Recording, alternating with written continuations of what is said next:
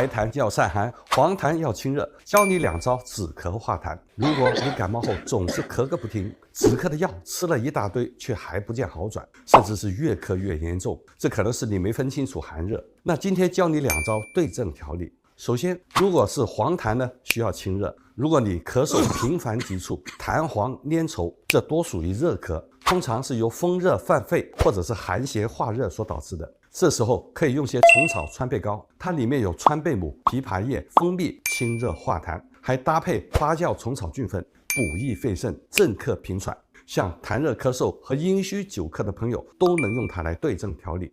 那白痰呢，我们要散寒。如果你的痰液清晰色白，像鸡蛋清一样，同时鼻塞还伴有流清水一样的鼻涕，那这多是外感风寒宿表所引起的。我们可以取白萝卜配生姜煮水喝，2者搭配能够散寒解表、化痰止咳。你都记住了吗？